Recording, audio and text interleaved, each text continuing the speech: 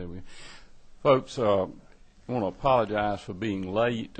We had another meeting across the street and just finished up, and it's kind of hectic. There are a lot of subcommittees going on today and this sort of thing. I want to thank members of the committee that were here, and I think we'll have some others coming in a few minutes maybe. And we've tried to be as flexible as we can in our schedule to accommodate as many people as we can. And as you can imagine, with everything that's going on right now, it's not been very easy to do.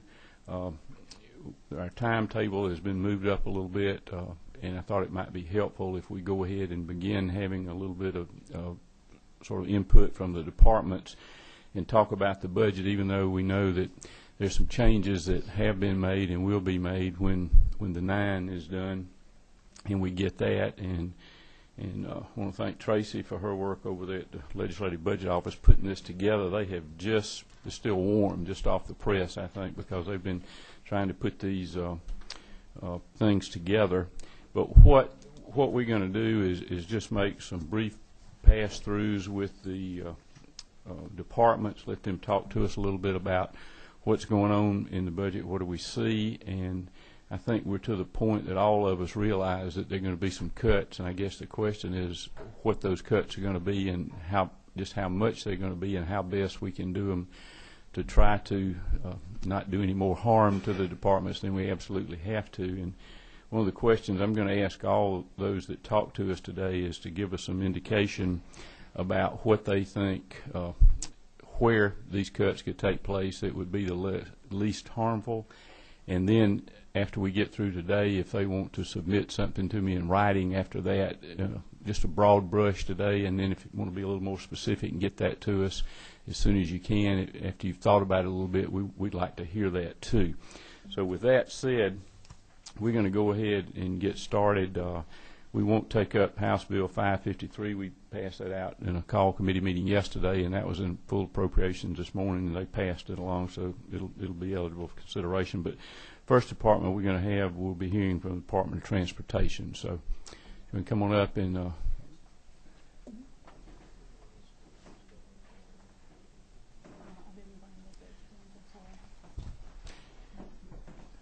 let's see if I can turn this mic on for you there. How about that? Is that got it? Does the light need to be on? Hello? Yeah.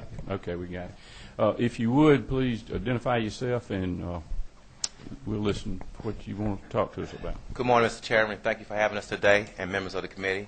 I'm Gerald Ross, interim commissioner, and I'm also, unfortunately, the chief engineer at the same time. And this is my 7th day, so it's felt like eternity. So I want to thank you for having me here today. I have Joanne Chance, which is our budget person, and she's a special assistant to the commissioner, and she's going to present the budget to you today for me.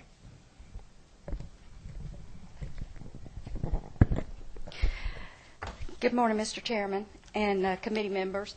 You have in front of you a handout of our PowerPoint presentation. We decided to go low-tech today and just use the handouts. If you will go to page 2, what we have laid out for the committee is the FY 2010 budget by program in GDOT. And you will see that we've given you 4 columns of information there. First column is our 09 AOB by program. The second is our 2010 GDOT request. The third is the final governor's recommendation, and by that I mean that is through his letter of last week with the additional revenue estimate reduction, and the variance that is between our request and the governor's recommendation. I'd like to just draw your attention to the total line down at the bottom where it shows in FY09 the department operated with about a $2.1 billion budget. We understand that the revenues are dropping. We traced the collections ourselves. We were about $50 million down when the governor's first recommendation came out, and he made that reduction in his first recommendation. The second time we looked at it, the governor had implemented his fuel rate adjustment, and that affected the department by another projected $56 million. So the letter the governor put out last week took that additional reduction in motor fuel funds. So we understand that our motor fuel collections are way down, and we are trying to bring our expenditures in line with that new level. Just want you to see the impact of that is in 2010, the department requested just over $2 billion. The governor's recommendation is $1.9 billion for a difference of $56 million. That is that's the budget net differences. That really doesn't mean as much as the second page. If you'll go to page 3, our fund sources are really what drives the department's activities. And you can see that in the 2009 AOB, the department had $826 million in our budget. Now that was after moving out the GO bond debt service to GISFIC.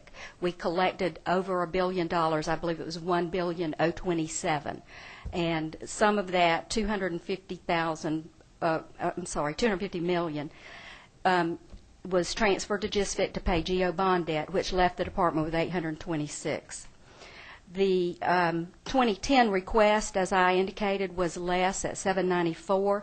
The governor's new recommendation is $688 for a difference in motor fuel collections of $106 million. We concur with the governor's projection on that. In fact, he used our projection for that number. Federal funds, you can see that we were anticipating a little less in 2010. The governor left the federal amount in at the same level we had in the 09 AOB. So there's about a $50 million difference in the federal highway grant amount between what we really expect to get and what the governor has in his recommendation. And that's going to be important later, because we're going to ask the committee's help in moving some motor fuel match funds out of the match into our operations. Other funds is miscellaneous income. It's wildflower tag money. It's map sales. It's just a lot of different things. And then our state fund appropriation is for the transit program, the rail program, the airport aid program, and you can see that our request was reduced from $29 million to $16 million. Most of that was one-time appropriations in 09. There were some airplane overhauls that we had in air transportation, and there were a couple of studies. So we backed those out, and we also took the cut that the governor requested, and that's reflected in our $16 million request. The governor's recommendation is $19 million, so he gave us a little more than we anticipated, and we're grateful for that. So we appreciate that, and we'd appreciate your help with that. What's important about this is the motor fuel. There are 5 buckets that the motor fuel money is allocated to. The first bucket, which we cannot control, is our debt payment. So the department takes the roughly $1 billion that's collected in motor fuel taxes, and off the top we take our debt payments. The next one, in order to maximize our federal money, we take off the maximum match that would be required. Then LARP, state aid, and the departmental operations, it comes out of what is left. So when our motor fuel funds drop, we have to take that reduction out of LARP, state aid, or department operations. We don't have an option to take it out of debt service or out of the federal match. The page 4 will show you kind of how that looks when you lay it out. Originally, you can see the department projected $1,016,000,000 in motor fuel tax collections for the fiscal year 2010. The final governor recommendation is $913 million, and again, we concur with that level. The GO bond debt service comes off the top. That's $225 million. The federal match in the governor's recommendation is $282 million. We project that's $32 million too high. We think we need $250 million. and $93 million comes out for Garvey debt service. So if you do all that, the math, we're left with $312 million to operate the department, provide for LARP and state aid. If you agree to help us with the $32 million transfer, that would give us the $344 million that's at the bottom of the slide there. That would allow us to minimize the disruptions in the departmental operations. We typically have over $300 million, close to $320 million in motor fuel money just for the department operations. With this is going to put us below $300,000. And you can see on the next page how that looks. The department, if you'll go over to the fourth set of bars labeled General Operations, you can see that we really will have $278 million if you agree to let us move that $32 million. The governor's recommendation is $246. Our 2010 request was $271, so we were already hurting, and we knew that. So what we're asking you to do is to reduce the match category to $250 million. That's your first column there, and that will allow us to maximize the federal highway grant next year, which will be $1.2 billion. The LARP is at $55 million. The state aid is at $14 million.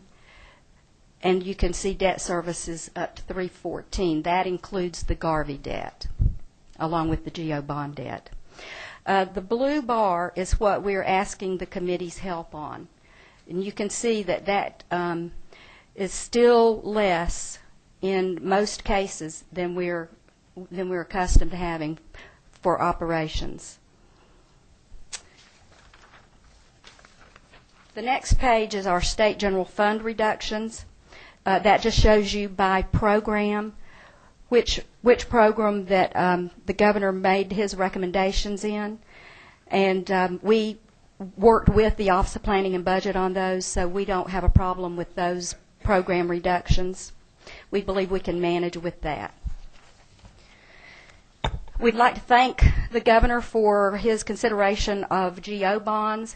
He recommended $100 million for our Fast Forward program, and he even assumed the debt service on that $100 million, which we're grateful for that. We'd love to see the state pick up all of our GO debt service and let that motor fuel money come straight to the department. But at least he's beginning with this recommendation to pick up our debt service, and again, we appreciate that. And then the rail programs, he's put 2 projects in for $3.5 million. This questions as we go along. Okay. Thank you. Where is the, I know where Nunez to Vidalia is, but where is the McNatt Boulevard? Representative, I'll have to get that back to you. I don't know them also. I don't think it's in there. That's in Vidalia, I bet you. Yes, I looked it up. I'll find out for you. Okay, thank you. The last 2 slides really just blow out the governor's recommendation numbers by program and by fund source. And I'd like to draw your attention to page 8.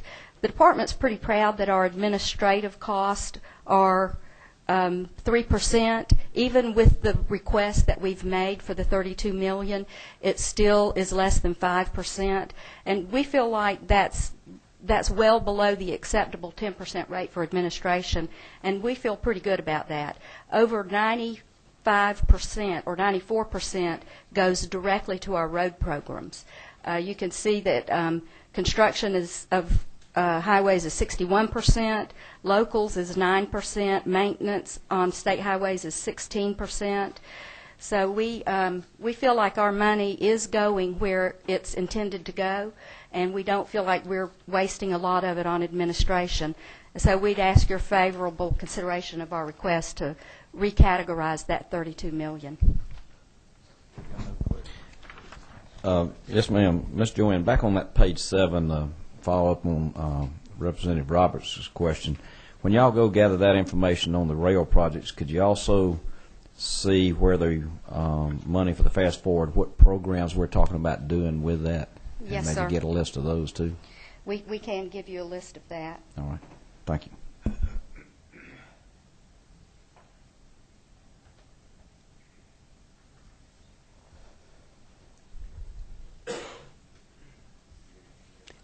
That's all. That concludes my presentation. Okay, well, let's see if there are any other questions. Before we get into that, you want to talk to us a few minutes about the federal stimulus money that you think may be coming down, Gerald, and when you think that's going to come and how much it might be and this sort of thing. Just bring us up to speed on that. Yes, sir. I'm going to talk off the top of my head. We're getting about 750 roughly million that come directly to the state. It's a total of about 932 or 940 million dollars of transportation funds.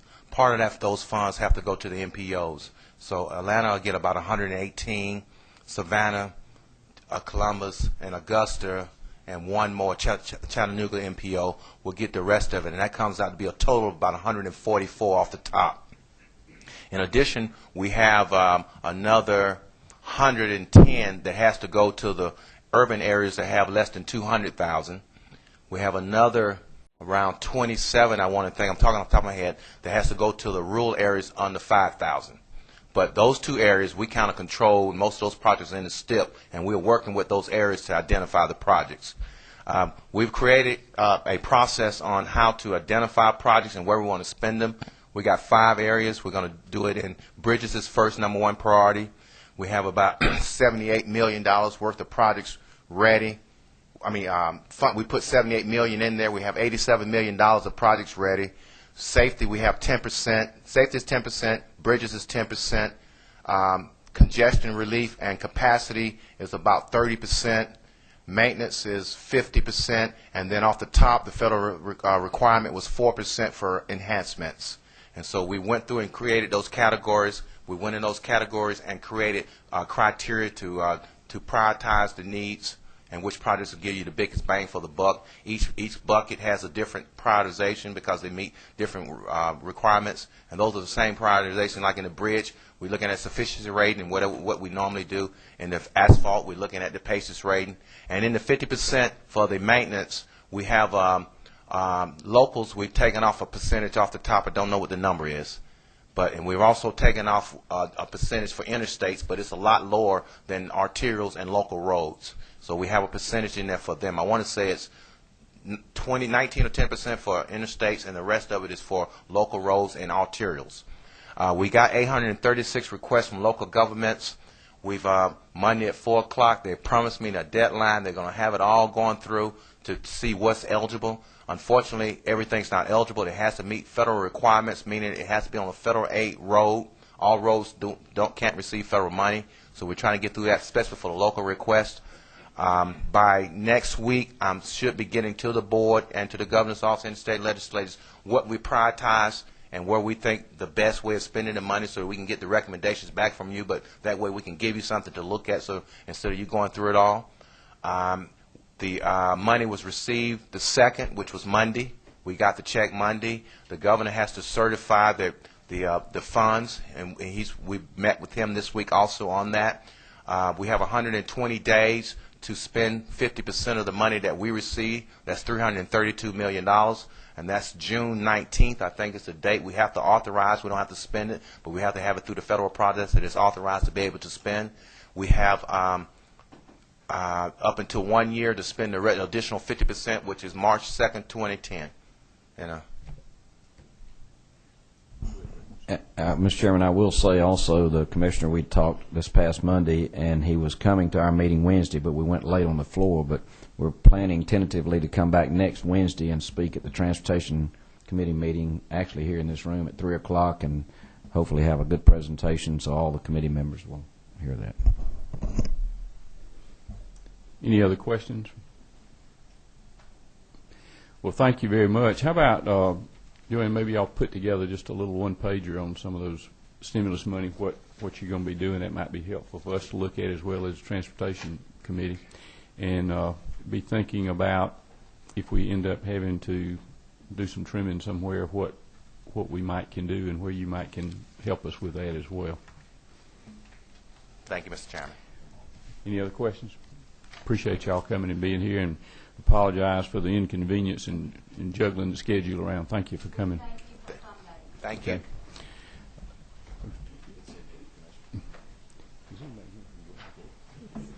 How about Greta? There we go.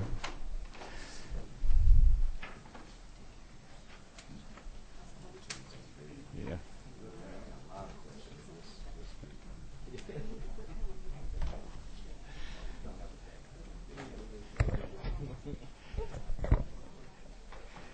Thank y'all. If you would, just identify yourself, everybody, and we'll turn it over to you. All right. Thank you, Mr. Chairman and members of the committee. I'm Dick Anderson, the Executive Director of GRETA. This is Jim Ritchie, the Chief Deputy. John Keyes is our Legislative Liaison. Thanks for having us this morning. We're going to briefly go over, and we've got a handout for you, kind of a GRETA overview, the linkage of what we do to the transportation planning effort that occurred this year, investing in tomorrow's transportation today. We want to spend a little bit of time on express operations because that is by far the majority of what we do, where the money is spent and where we have significant impact. And then I'll close with the financials and the request that we're making of the committee. I also want to say up front that we work very closely with GDOT. We co-led the effort to develop a statewide strategic plan, building really on Chairman Smith and Chairman Mullis's work from a year or so ago, and that was the effort that we've been undertaking for the last 6 months. Our express service is directly aimed at the interstates and relieving congestion in metropolitan Atlanta. And then lastly, sometimes not well known, is all of our assets are owned by GDOT. So the buses and parking ride lots are actually GDOT assets, and we work through their program to fund those. So if you'll go to this second page, I'll give you a brief overview of the agency. And it's in 4 principal areas: transportation policy, project delivery, demand management, and land use. In the policy area, we are the agency that approves the Atlanta Transportation Plan on behalf of the governor, so we work closely not only with GDOT but with ARC in that process.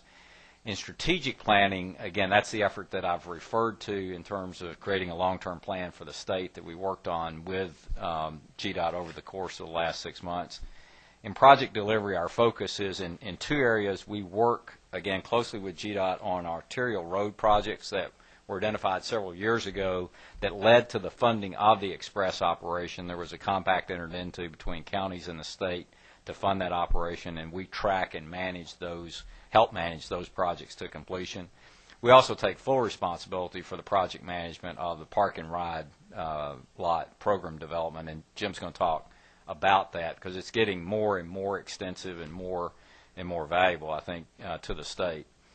Demand management, as we did the strategic planning this year, we found out that was an enormously important part of congestion relief, and in 2 areas in particular, we run the program for the state that directly addresses that. One is a van pool program, which again is growing significantly year over year, and we will have almost as many people on vans now as we do on buses. So it's not an insignificant. We'll be up to 600 or so vans in the program by the end of this year. And then, of course, the express commuter service, which you probably are familiar with, and again, Jim's going to cover in a little bit more detail. And then finally, on land use, for this region, we run the Development of Regional Impact Program, which attempts to coordinate land use and development patterns and the like with our transportation infrastructure. IT strategy, I just wanted to say briefly on that before we go into a little bit more detail, that I think what we did find as we went through that work, again, building on what Vance did a year or so ago, there is significant opportunity for investment in our infrastructure. It leads to a lot of economic returns that if we don't make these investments, I truly don't believe we'll realize. We did find that there were 3 principal areas, and again, I've mentioned these, but I want to highlight that demand management, meaning introducing of tolling and pricing and things like that into our system, as well as making the right infrastructure investments, and then lastly, coordinating our land use programs, are three interlocking parts of that strategy that need to be worked. And Greta today, and the reason I put this on here, really is involved in all three of these today. So somewhat maybe as a precursor to having this level of strategic understanding, we have been working on the areas of demand management, again, making the right infrastructure investment for the Atlanta region, and then coordinating land use. So the good news is I think we have been strategically oriented perhaps all along, and this was very much confirmed in the work that we just did. And that, again, we spend most of our time and energy running this express bus service. I wanted Jim to just take a couple of minutes and overview with you. If you'll turn to that next page where as Express Commuting Made Easy at the top, and we'll go through what the ridership has been, what the investments have been, and what some of the benefits have been in that program. And then I'll take it back and finish up with the financials. Dick, thank you very much. The Express program has been in operation now for just over, or soon to be 5 years. Ridership has grown very quickly, very steadily. Of course, with the spike in fuel prices this summer, boy, we were overwhelmed with customers. Average during 2008 was about 9,000 riders a day. The peak month was in September and October, where we were right at 11,000. Peak days were about 14,000 riders a day. Also during the fall, we had real problems with people standing long distances from Noonan or from Canton or from Douglasville. We had, during the peak months, 300 or so trips where we had people standing on these coaches for long distances. So it was very, very well utilized. Now, we've often looked at the national rankings for traffic congestion, and we've all kind of shuddered. You know, boy, another one coming our way. Well, this year, Forbes just published their American Most Congested Cities on the 25th of February of 2009. And we found a quote that we thought you would like to see. It says, "There are some cities, however, that have made a concerted effort to reduce congestion, independent of the economy. Atlanta, for example, saw a 36% reduction in traffic congestion from 2007 to 2008 because of government-funded initiatives such as suburban park and rides. These allow those who live outside the city's boundaries to park cheaply in a lot and take public transportation to the office." Now, we're certainly thankful that Forbes has attributed that to the Express service, but I also want to tell you that there's been great work done by the department that I think has also really substantially helped with traffic congestion. A couple of real big projects opened during the year: the widening of Georgia 400, the 316 I-85 interchange, the expansion of the HERO program, so also a towing and recovery program called the TRIP program. So it's been a real concerted effort for the department as well as for Greta to work on traffic congestion. And it's just nice to see a little bit of credit that we've made some real progress. If you'll just turn to the next page, really gives you an idea of what we are planning for the expanded Express service. We're planning on really doubling the Express service from 2009 through 2013. In that expansion, we will be adding a little better than 19 new park and ride lots to augment the 24 that we already have. And just again to show you how successful it has been, encourage you to stop by our Stockbridge lot down at State Route 138. We opened that lot last February with 337 spaces. By this October, we had demand for more than 600, so we had to lease additional space from BrandSmart close by. Demand staying pretty high. We do have haven't quite reached now the capacity of the close to 800 spaces that we either have owned or leased, but it continues to grow in that I-75 South corridor. Yeah, we got a question for you there. I mean, you may have it in here. How much have you seen as far as the demand go down since prices have come down as far as gasoline goes? How much?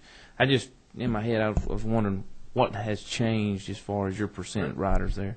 It's always hard to tell because of seasonal fluctuations. Usually September, October, March, and April are real high. During the winter months, you don't get as many people riding because it's not quite as pleasant to be out standing on the corner waiting for the coach.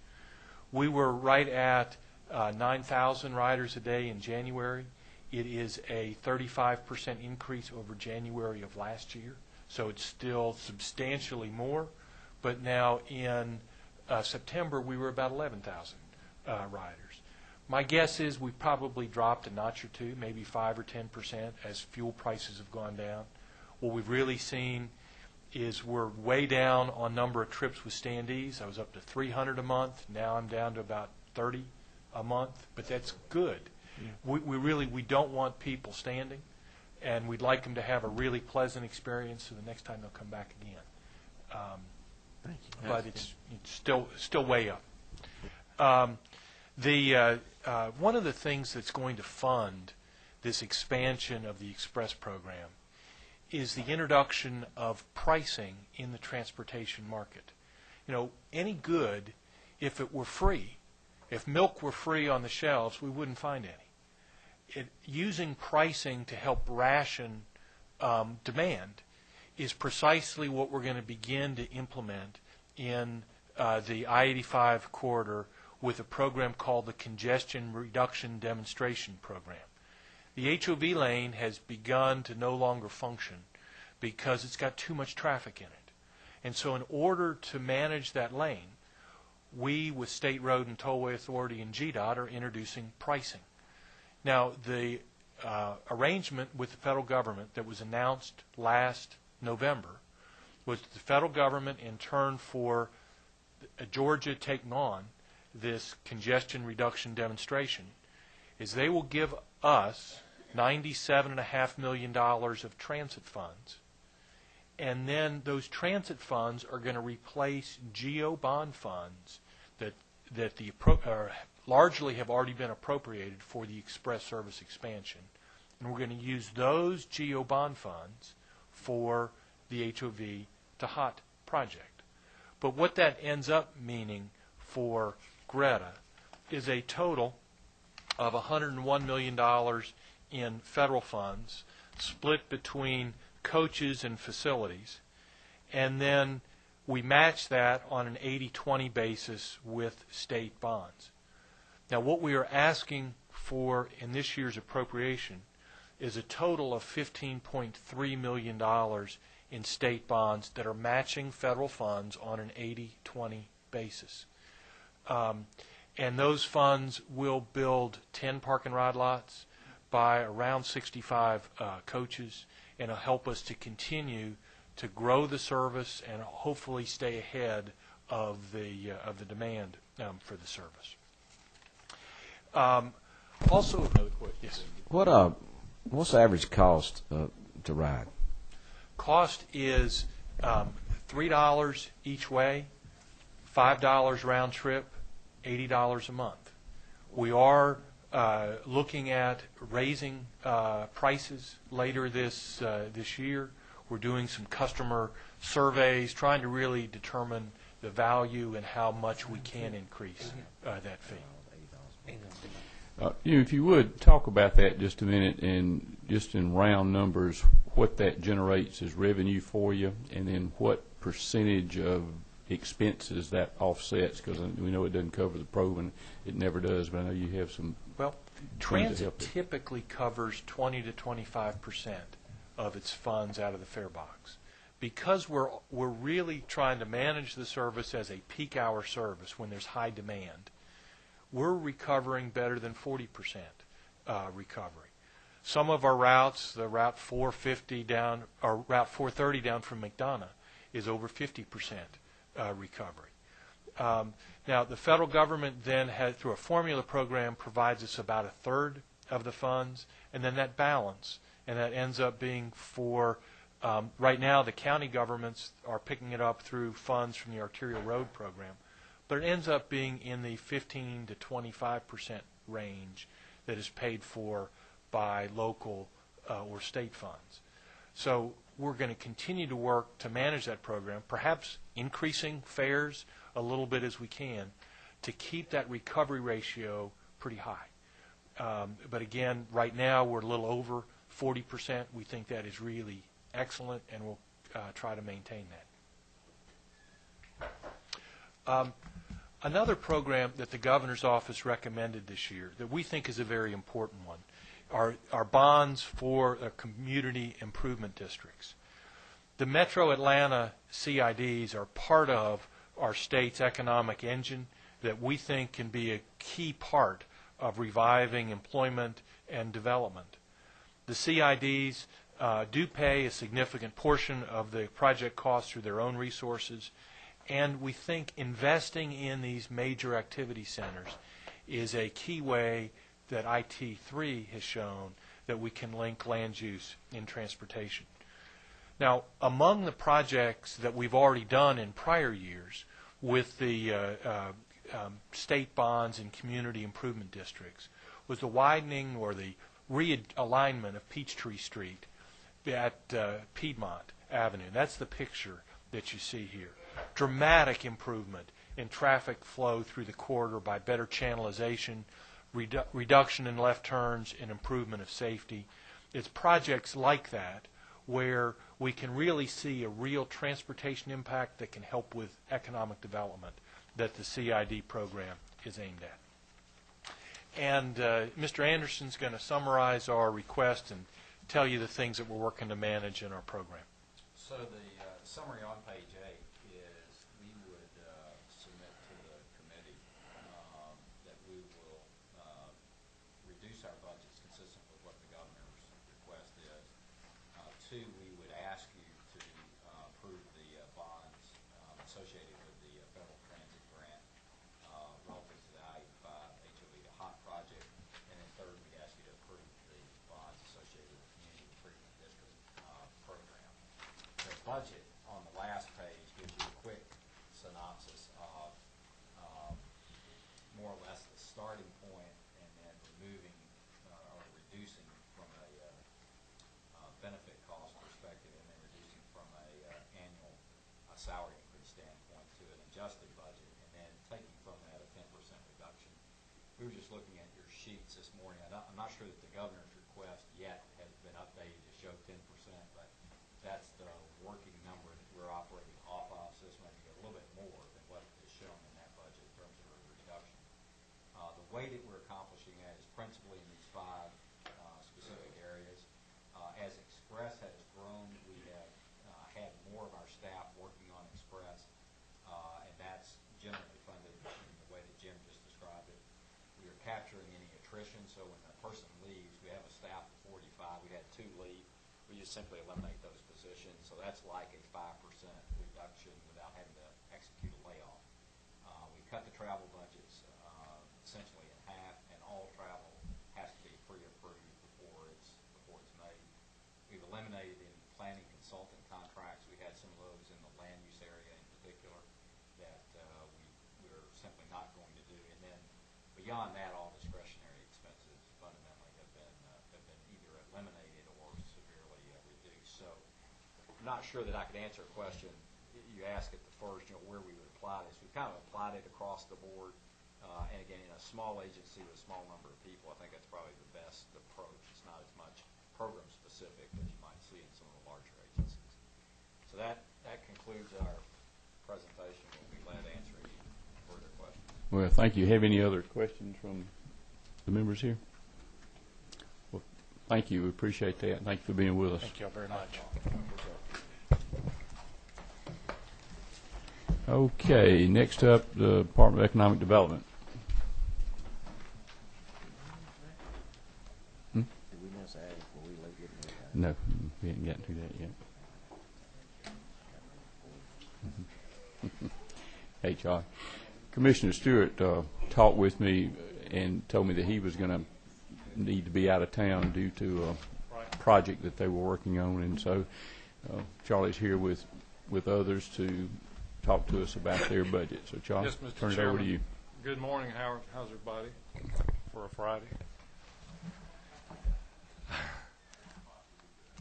I understand. We're here today to talk about our department in any way and form or fashion you want to. John Moffitt is here with me. He's our administrative director. He knows all the numbers. And Heidi Green is here on the front row with us as well. So hopefully we can answer any questions you may have about any portion of the department. I don't think I need to go into any details about what we do, but I'll just say very quickly that our department represents all of Georgia. We are here to help communities of Georgia capture jobs. We do that in 3 operating divisions, as you know, whether it be tourism, where we want people to come, spend more time, spend more money, or whether it be our film division to promote our assets to Hollywood producers and match up scripts to what we have in Georgia for them, or whether it be the Global Commerce Division, which is the corporate world where we're trying to capture those jobs that may be available to get those into the communities of Georgia. So as you know, that's what we do. Our budget is principally either marketing or people. That's probably 85% of our budget, John. So we've been through the process, Mr. Chairman, as you know, for 09 and FY10 to identify the programs where we prioritize programs and decide where we might be able to do some cuts, and we've laid all those out. I know you know what those are, and so I think we've been asked, John, to find a little bit more money, and we're prepared to talk about that as well. However you'd like to proceed, that's your pleasure. Well, let's just go ahead and hear from you all first, and that'll spur some questions, I'm sure, and we'll go from there. You want to do FY10? You want to talk about 10? Is that what you want to do? Okay. John, why don't we go through that? The additional piece that we've been asked to find in round numbers is about $300,000, and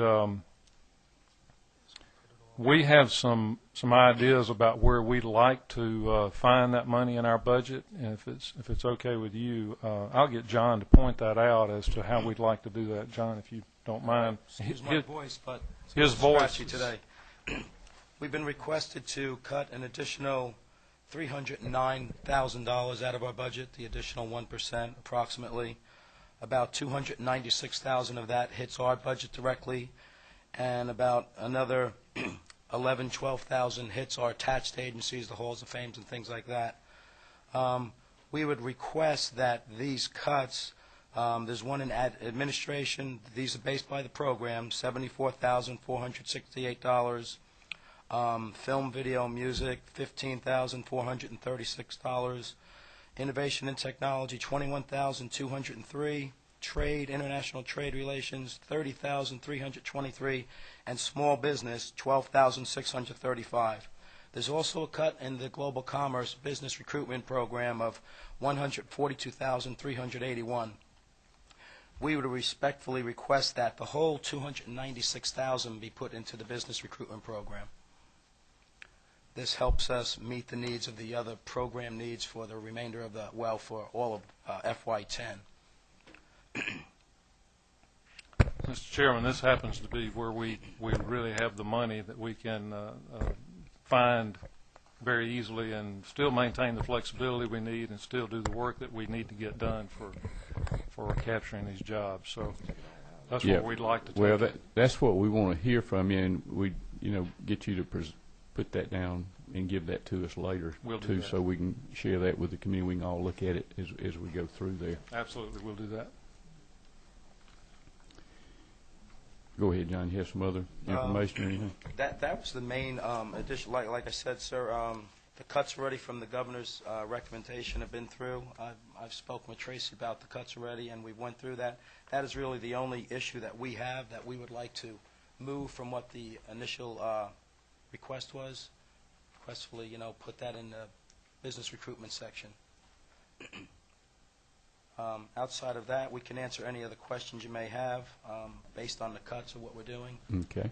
Any questions here on the committee? Anybody? I've got one. Oh, go ahead, Representative Smith. What number are you, 23? Let's see. Okay. Could you give me an update on the our overseas efforts. Sure. What would you like to know about Well, just how many exactly we have now, facilities, and where they're at. And one, what I'm going to get to eventually, and I'll just go ahead and ask it now, and you can address it all at one time. Several years ago, long before y'all were there, we worked it out to where the Department of Agriculture at that time was supposed to be working with the Department of Economic Development to promote Georgia products overseas. And I'm especially concerned, I'm not concerned, but especially interested in knowing how that's coming and what's being done to promote our products in Georgia.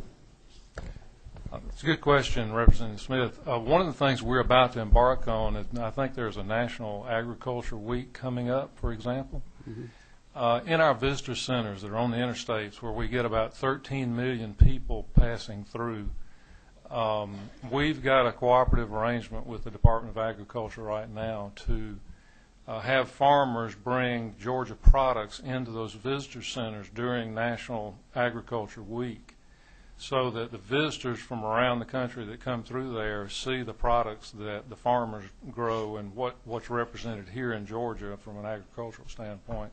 We're going to do that entire week, but we've also told some of the other groups, all of our partners that are involved along with us and agriculture, that we can do this kind of thing in addition to this particular week. We can do this kind of thing periodically all during the year. And so we already have some conversations going on about how we would do that, especially when we're talking about peanuts, for example. We had a conversation where we thought, why don't we get peanuts and some of the peanut products into the visitor centers and at least get 13 million people who don't know Georgia except what they read about, and talk about the peanut industry and what's safe here and what's obviously something that everybody consumes that they need to feel good about. So we've got both of those programs underway, and everybody's really excited about that. So that's one thing on the tourism side. And I know we've got other things going on internationally, of course. Heidi may want to talk. We have 10 international offices around the world, and one of the areas where we really tried to increase our cooperation with the Department of Agriculture is actually in our new China office.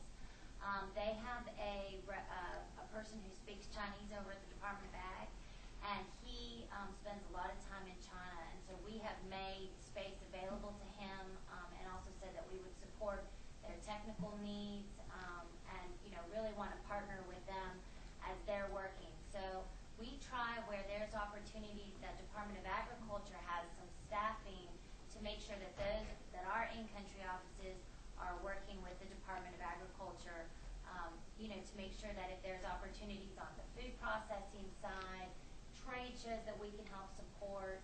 A lot of work tends to go on between actually the port representatives. For example, Georgia Ports Authorities have a representative in Shanghai, and our Beijing office with the Georgia ports, with the Department of Agriculture, all work together when there are agriculture opportunities. And we continue to try to leverage those.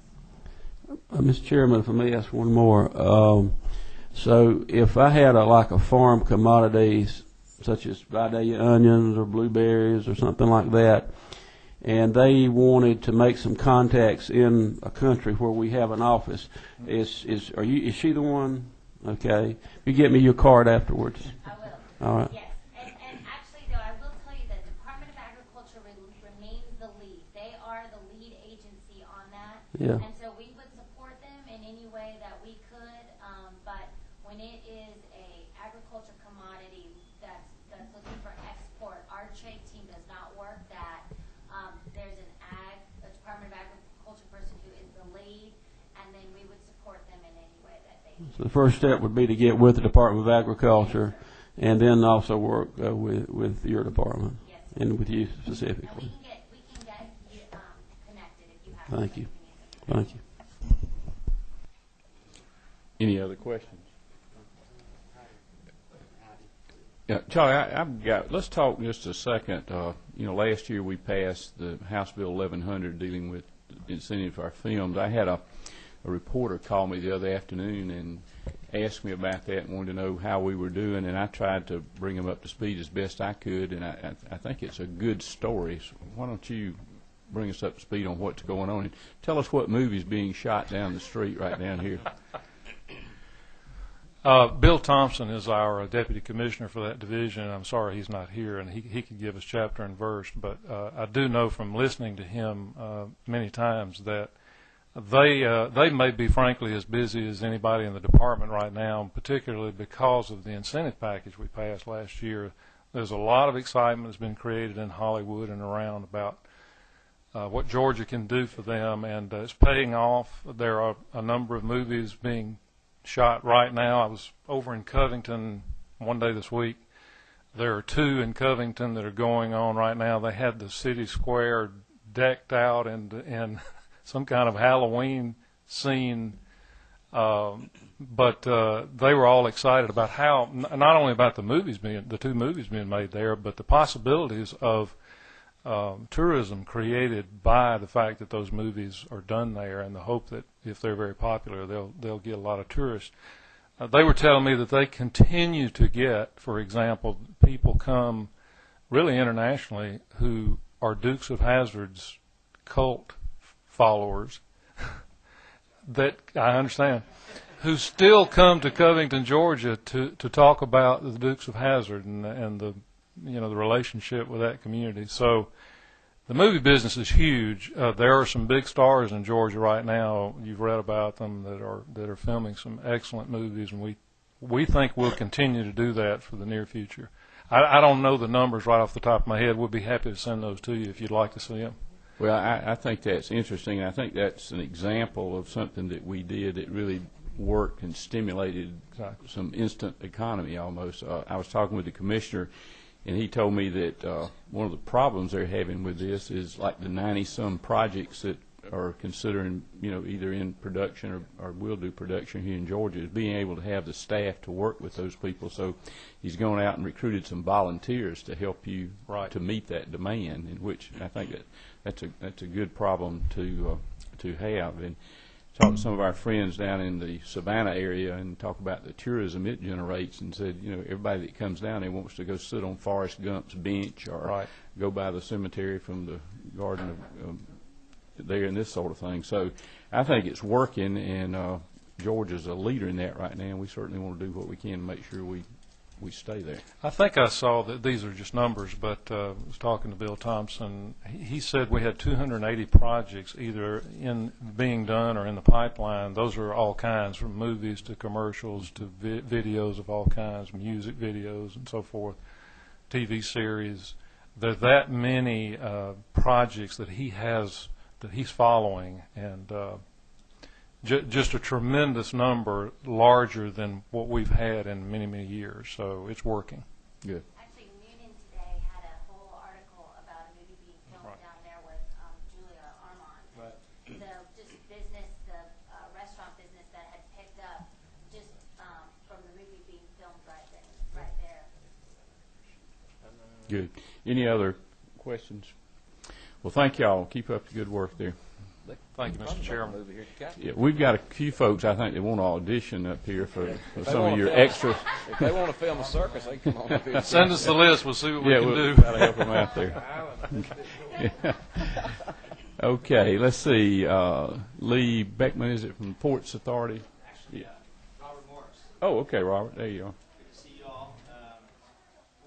My name is Robert Morris. I'm the Director of External Affairs down at the Georgia Ports Authority. Doug Marchand would have liked to have been here. He sends his regards. Our executive director, he is down in Savannah trying to drum up business for our port and our state. First, I want to start by telling you the Forrest Gump bench does not exist. It's a figment of everyone's imagination. So if you're ever down there and someone says this is the bench where Forrest Gump sat on, they're usually trying to sell you something. So watch out. Yeah. Well, there are a lot of people that claim that's Forrest Gump's bench, and usually they're hawking some. That's right. They're right. They shine your shoes or sell you a cross or something. But anyway, I do want to start off by giving you a brief report on what's happening down at the ports. We haven't had a chance to do that so far. The global economic downturn has impacted our business. Although the GPA experienced 9 consecutive months of volume declines to end the calendar year, we managed to finish with flat or a 0.3% growth. So we're the only major port in America right now to be in the black for the year. We've gone from America's fastest growing port to America's slowest declining port. In fact, the Port of Savannah has held the distinction of being the fastest growing port and 4th largest in the country for the past 4 years. So despite the difficult economy, deepwater ports continue to support more than 280,000 jobs in Georgia.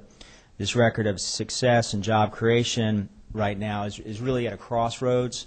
Like a lot of our economy, we are experiencing a downturn, but there are certain things that we can do to ensure that this business comes back. And unlike some businesses that do close or shutter, the Georgia Ports Authority is going to come back strong. It's going to be a leader in our economic turnaround. You can be sure of that. But as I mentioned, the crossroads that we're experiencing right now is the depth of our channel. Currently, close to 70% of every vessel coming into the Georgia Ports Authority is tidally restricted. That means there's not enough depth for these big ships to come in, so they have to wait for the tide to come in. And that is a huge cost issue for the shipping lines, because every hour costs them $40,000, and now that everything is tightening up, they're demanding increased depth. So we've been telling them it's coming, and there's some things we're trying to do by deepening the berths and other kinds of things to put this problem off. But the real ability for us to secure Georgia as being the 4th largest in the country, the 2nd largest on the East Coast, being the real hub for cargo in the Southeast, is by deepening this harbor. In your budget package and your list of bonds, you'll see on page 8 the governor's request for $36,045,000 for the first piece of construction money for the state share. We hope to get that approved. The approval of these bonds will allow us to go to Washington and get the equal amount from the feds. We recently had an excellent meeting in Washington. The governor actually led the delegation. We met with the House, the Georgia House delegation. Then we went and met with both senators, and then we had other meetings with administration officials about this harbor deepening project.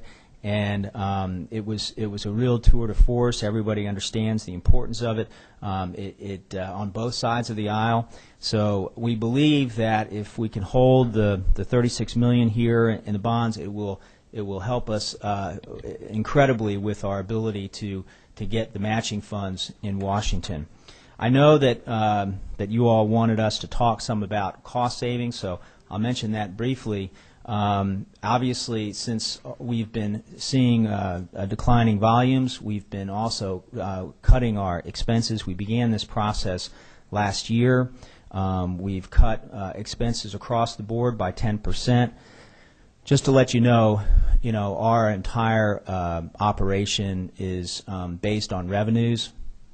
All the monies that we have received from the state are in bonds that we're paying back.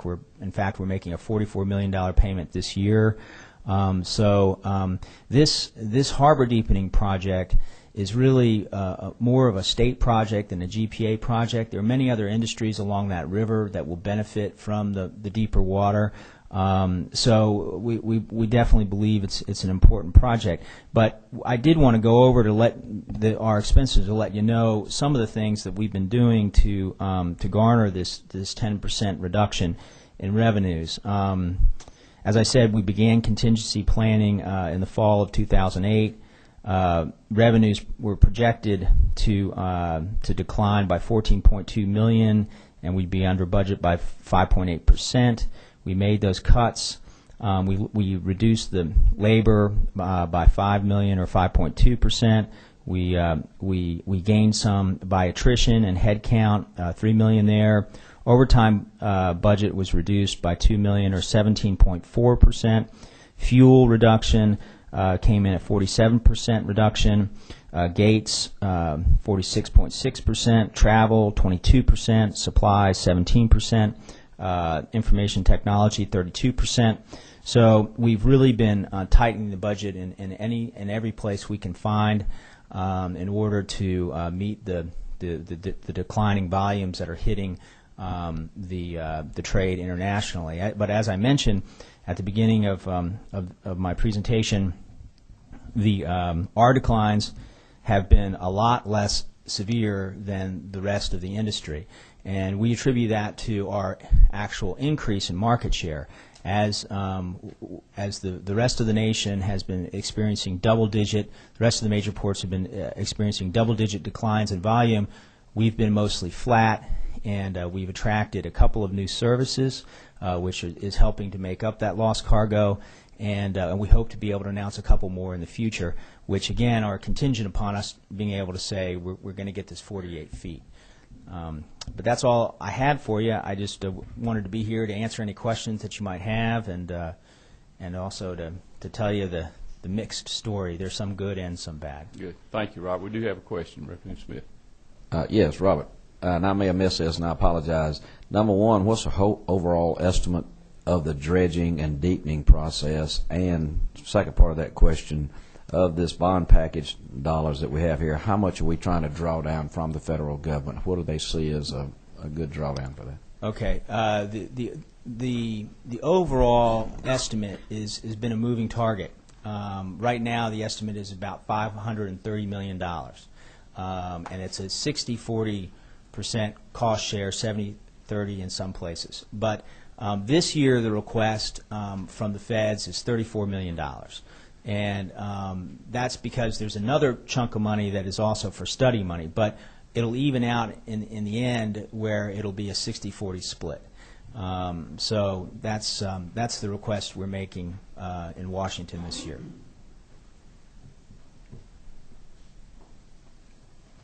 Any others? Okay. Robert, talk to us just a minute.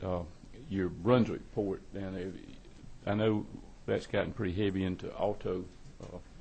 What's going on with the decline in auto sales? Has that dropped? Oh yes, it has. We've seen double-digit declines in the import and export of autos. However, there is a silver lining there too.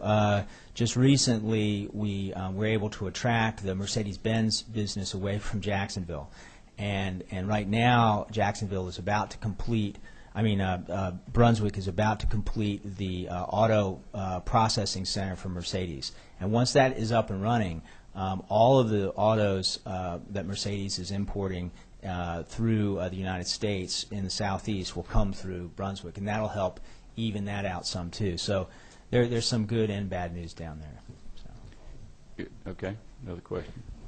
One more. So if everything lines up and we can draw the money down from the feds on the dredging project, and if you were able to start at a certain point in the future, how long a project is that? 4 years, 10 years? Yeah, 5 years. 5 years? Yeah. Mm-hmm. And the deadline that we're up against really is 2014, because that's when the Panama Canal project is finished. And for years, we've been fine with 42 feet because the Panama Canal was at less, a couple feet less. So it hasn't been as big of an issue. But they are going to come in by 2014 and have a much deeper port. And you just look at our competitors. Charleston's at 45 feet. New York is going to 50. Virginia's already got 50. The Gulf Coast ports have got 48 and 50 feet. So, time is of the essence right now. And follow up. So you've got people lined up that do this work, and you've already got a considerable amount of work done as far as cost estimates of what it would take to do, and where you would start, and what would be the most efficient way to handle all that. Right. Well, the project is actually completed by the Army Corps of Engineers. We become the advocates of it, but the Army Corps of Engineers are the actual people that undertake this. But they're also the folks that do the studies. And we're at the very end, we hope, of the study phase. The environmental impact study, which has been 12 years in the making, is about to be released. And so it's a very environmentally friendly project, we believe, and we think that it will get the approvals that it needs, and we'll be able to move forward next year with construction. Okay. Thank you, Mr. Chairman. Kind of alluded to this a little earlier about the Ag Department trying to do some marketing of Georgia products. And I know one of the things they want to do is an initiative with emerging markets, especially in the Caribbean, where they would use our ports to export our Georgia products through our Georgia ports to these new markets down there. Would that be an opportunity for additional freight through there that maybe we haven't had into that particular market down there? No, it would be, and I would advise and suggest that anybody that is interested in that kind of thing to personally give me a call. Again, Robert Morris, Georgia Ports Authority, rmorris@gaports.com. I'll give you my card, Tommy. But what we like to do when there's a group that has an interest like that, and we've done this with the poultry folks and the kaolin folks and the paper folks, is to bring them into the office and bring our trade representatives, our salespeople who work directly with the lines, and say, these are the existing services that we have, the existing shipping lines we have. Here are the ones that we don't have, and here's how we can work together to make a sale, to bring that line here that will service the Caribbean. Right now, a lot of the Caribbean trade is through Miami, and we've worked on that. But the cargo hasn't always been there, and for us to work into that market, a lot of our frozen exports are going to Asia, but we'd like to get into that Caribbean market more. And so I think it'd be a great opportunity to come and discuss that. One of the fastest growing agricultural exports for Georgia has been chicken feet. And so if you're ever in China and you have a bowl of soup and you see something in the bottom of that bowl, there's a good chance it's a chicken foot from Georgia. Okay, thank you. Any other questions after that? If you're in China, do as the Chinese do. So, yeah. All right, thank you. Okay, appreciate you being here today. Okay, yeah. Next we have the Forestry Department.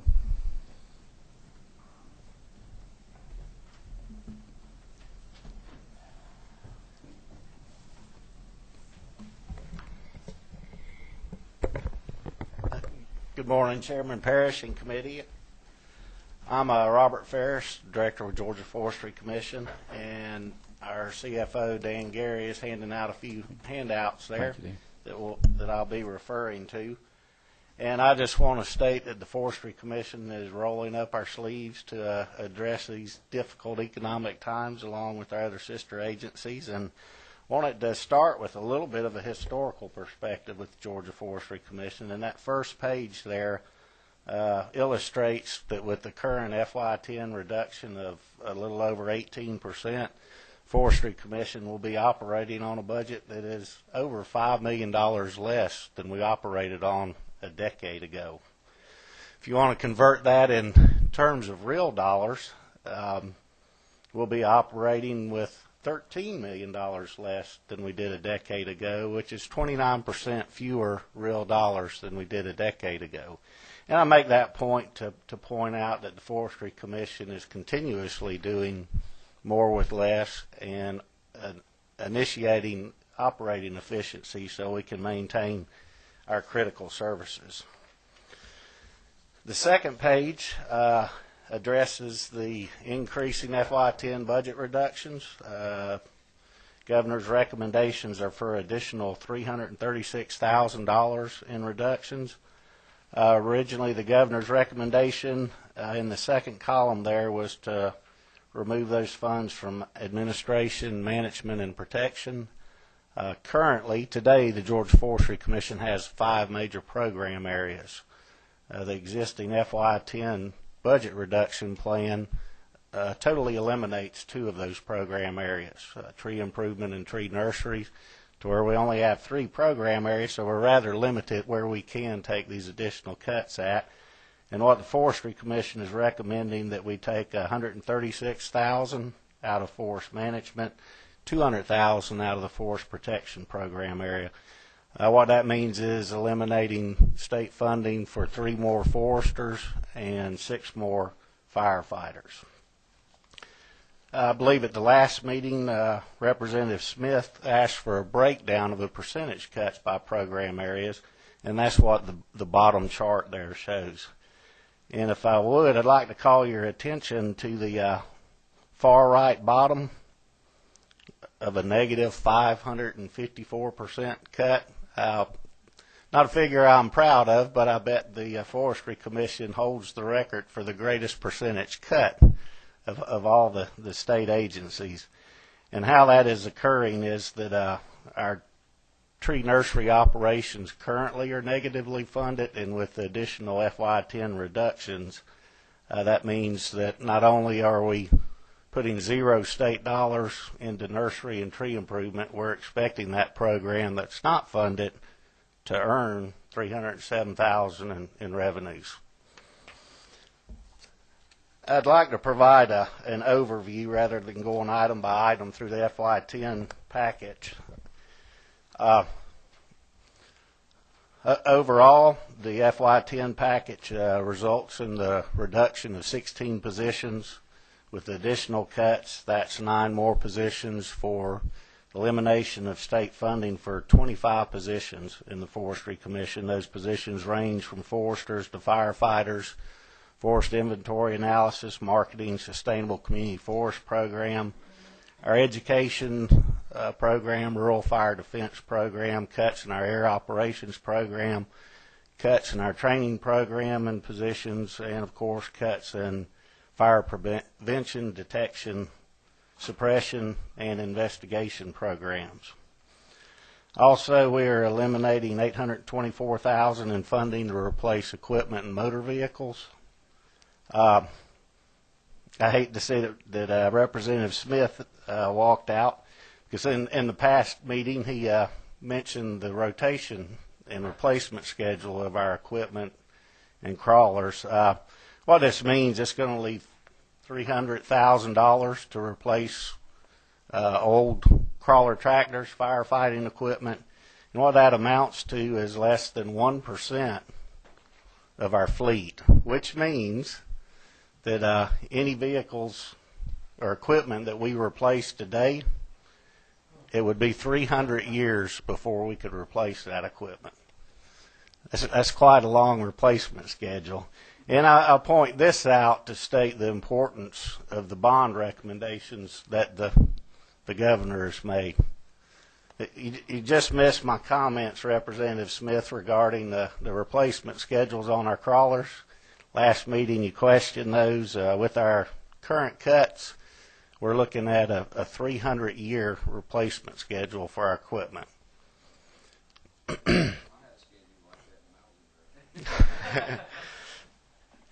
Additionally, the Commission will be reducing our regular operating funds by almost $1 million. That's through reductions in expenditures in gas, diesel, energy, electricity. We're parking our vehicles 1 day a week, eliminating our education programs, our outreach programs, reducing fuel allotments, not participating in PR activities. Additionally, Forestry Commission is anticipating or working towards a new $420,000 in revenue. We're anticipating this by increasing all of our service delivery charges. For example, we increased our crawler operating charges for pre-suppression fire breaks from $80 per hour up to $90 for plowing and $110 per hour for harrowing services. We're charging illegal burners more. We're charging other states more to send assistance. For example, this week we're sending 6 firefighters to Texas that is having terrible fire problems, and we're charging Texas more than we have in the past through co-op agreements with our sister southern states. We're shutting 4 offices down, Sly, Quitman, Peach, and Richmond County offices. And again, in the FY10 budget proposal is to invest $0 in our Georgia's reforestation program. That's $0 in reforesting a state that has more private forest land than any other state in the nation. $0 in reforesting an industry that contributes over $28 billion each year to the state's economy, provides 141,000 jobs, and then also provides $580 million to the state's tax coffers each year. I'd like to jump over to the bonds now, and there is an attachment in your handouts looking at the motor vehicle needs and equipment needs. And again, I want to emphasize the importance of these bond dollars. The governor's recommendation is for $2.5 million to replace old fire control equipment. And again, I'll remind you that with these budget reductions, we've virtually eliminated all of our regular operating dollars for replacement schedules. And looking at the graph there, you can see that we have $8.9 million in motor vehicle replacement needs in FY10 and $7.1 million in needs for equipment, crawler tractor replacements in FY10, a total of $16 million in needs there. Next page, under the advice of the Georgia Building Authority, we've got quite a few old offices out there. We have 129 offices across the state. Many of those are 4, 5, 6 decades old. Some of those were built from salvaged wood from barns that were being tore down, or old houses. They're still standing out there and require some replacement and maintenance work.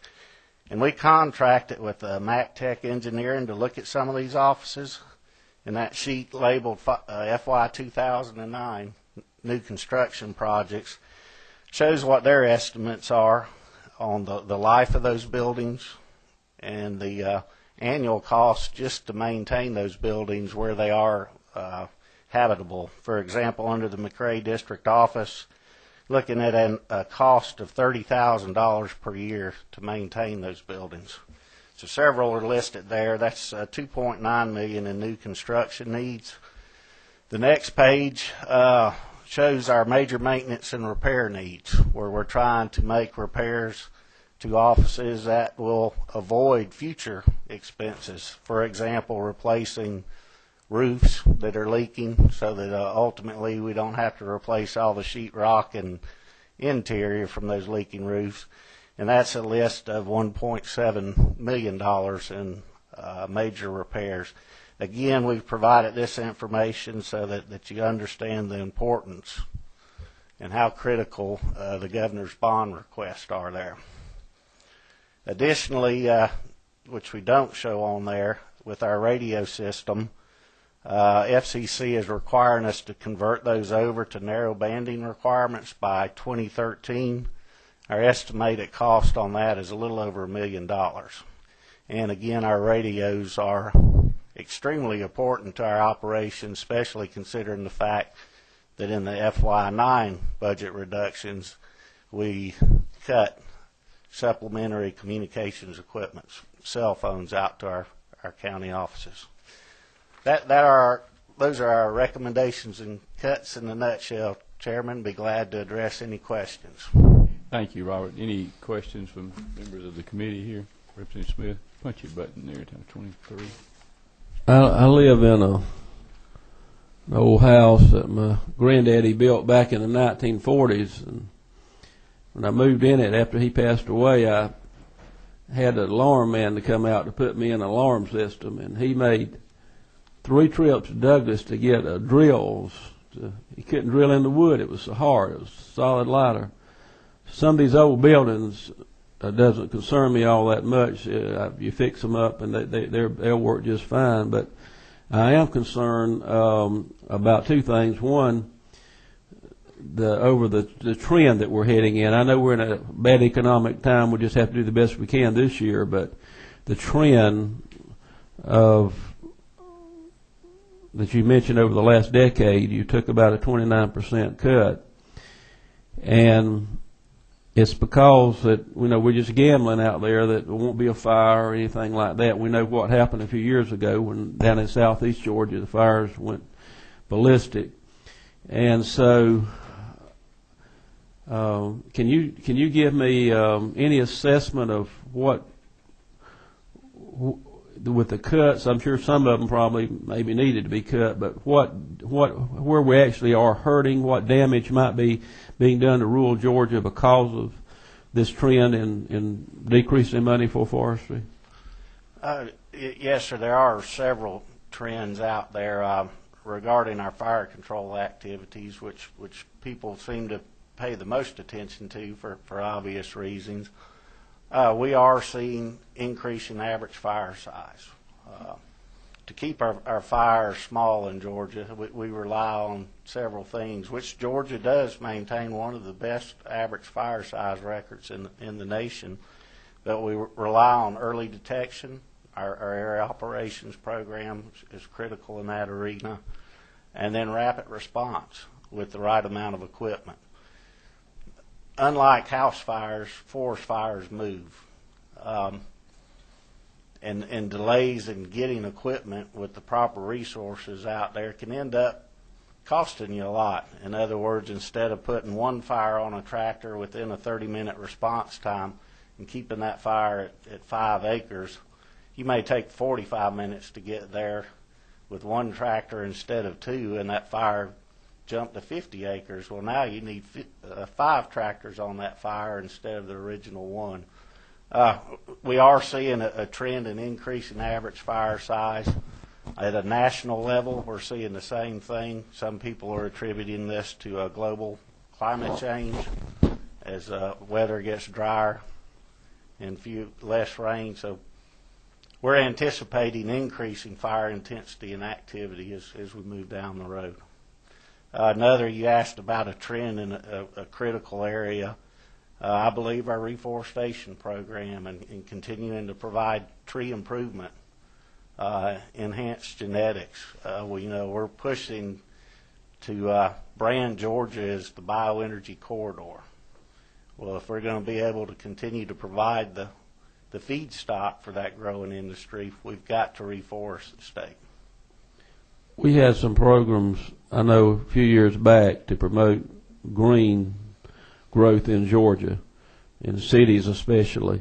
But what's the impact going to be of not having? Did you say you had no money in reforestation? As I understand you to say that earlier.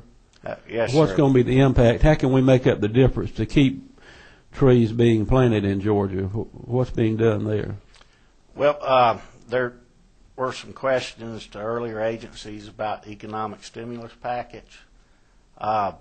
We've submitted grant proposals and requests for 32 projects, requesting $64 million. Now, I know we're not going to get that, but we're hoping to be able to find some type of federal funds out there to maintain these operations. I'm not real optimistic on that, but that's what we're trying to do. Mr. Chairman, I know there's not a lot we can do this year. We're just going to have to take the cuts and go with it. But I really think we need to, over the next 2 or 3 years, look at these needs, because I've seen it in my area that there is a dire need out there for what they do, and I think they've been cut enough overall over the last several years. Thank you, Representative Smith. Any other questions? I want to make a couple of comments. One is I share the concern that Representative Smith does with this in the 2 areas, the reforestation and the nursery program, and also just as equally important, if not more so, is the fire protection program. Now, I know that y'all have done some things, and I commend you on that, adjusting your rates, trying to generate as much revenue as you can to help offset some of those costs there, but obviously not enough to make it totally, self-sustaining there. But it concerns me that if we start having fires, are we going to be in a position to really, react the way you would like to? And we talked the other day. Tell me a little bit about, the compacts that we have with the other states where we'll help them, they help us, and then whether or not we got reimbursed for all of that. I know that you've been working on trying to get some reimbursement through FEMA and GEMA and that sort of thing. Tell us how that's going and what's happening. Yes, sir. We do have a southeastern compact with the 13 states in the south where we can and do frequently shift resources from state to state. We've in 2007 we had over 3,000 firefighters from across the nation, 44 states, come in to help us control wildfires because we simply did not have the resources to manage. I mentioned earlier that we're sending 6 firefighters to Texas this week to assist with them. So no fire agency or organization is going to be able to maintain the resources to fight fires in the worst case situation. So that compact is critical.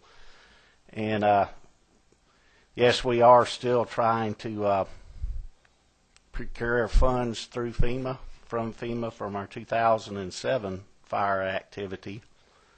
And those amounts are $454,000 that we're working to procure from FEMA through the Governor's Emergency Fund, which will come after the FEMA funds are reimbursed. There's another $644,000, and from the resources we sent to Texas last fire season to help them in their dire need, we're pending and trying to procure an additional $792,000. So since we met, we have seen some of the Texas payments come in, and we have also seen, I believe, Dan, some of the FEMA as well. Correct. Matter of fact, I'm going to pick up a check today. And we appreciate your assistance with that. Well, we're glad to get them to pay their bill to you there. I know you need the money.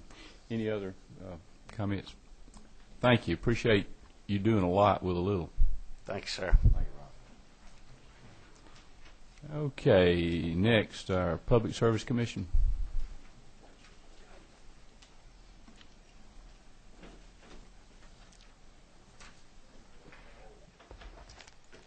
Good morning. Thank you for the opportunity to talk to you. Mr. Bill Edge is handing out the copies of the presentation. My name is Deborah Flanagan. I'm the Executive Director of the Public Service Commission, and the commissioners were not able to come today. So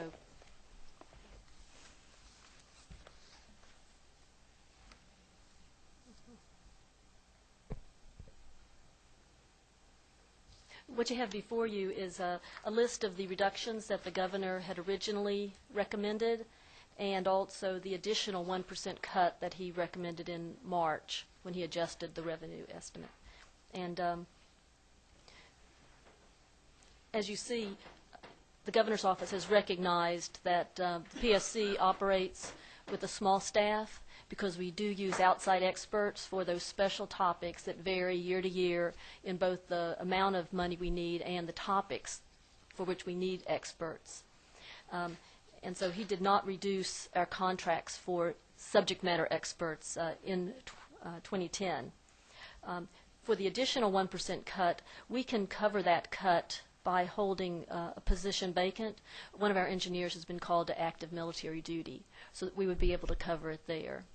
But there is a bill that's currently being discussed. In fact, we had several long compromise sessions this week, and we've come up with a compromise version that Representative Lunsford is going to be presenting hopefully next week, and that's House Bill 52.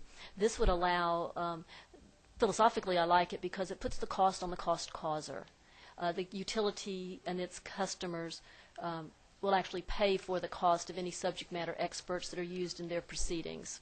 And this will cover rate cases, fuel cost recovery cases, integrated resource plans, and the monitoring of construction, such as the new nuclear units that are going into place. So if we get House Bill 52, our needs for subject matter experts are taken care of, and we could perhaps take the 1% cut in that object class. But page 2 lists where we stand without that particular piece of legislation. We have $380,000 in our contracts for subject matter experts, but as I say, our need fluctuates year to year in the number of cases and the type of cases, and we just happen to have a confluence in 2010 of some very big cases where we need outside help. We'll have a rate case, a base rate case for both Atmos Gas Company that operates in Gainesville and Columbus, as well as the Georgia Power rate case. And on average, we save the ratepayers about $150 for every dollar we spend on consultants, so it's quite a good return. In the last Georgia Power rate case, though, we were able to save $675 million over the 3-year period the rates were in effect. So we had a return of $1,350 for every dollar we spent on consultants. So we can't always guarantee that we will have those types of returns, but we do think that it helps to put some alternative information into the record and try to trim the cost, have them consider long-term needs, balance the needs of the utility and the customer. But that's something that we will be using the consultants for. Also, we have our annual fuel cost recovery. We're quite under-recovered for Georgia Power at this time, over $500 million that is under-recovered. And we expect we had expected a fuel case to be filed in March of this year, but that may be delayed. But we will probably have another one after that because of the amount that we're under-recovered. Vogel Units 3 and 4 are really where we're going to need the most money. You're probably familiar with that from Senate Bill 31, the discussion of getting the financing cost of that construction project prior to its going online. So it's going to be even more critical, I think, and more timely that we need to get in there and make sure that we're monitoring that and prevent, if we can, cost overruns or schedule delays.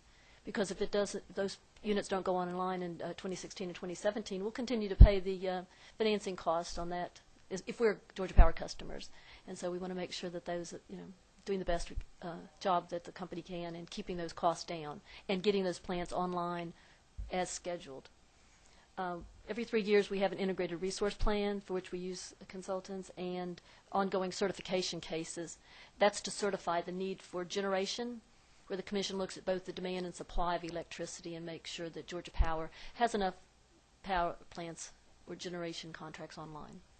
And then we have our ongoing capacity cases, audits, earnings reviews, and other cases that it's hard to predict, a year or two in advance exactly what's going to come before the Commission, but there will be something, I'm sure.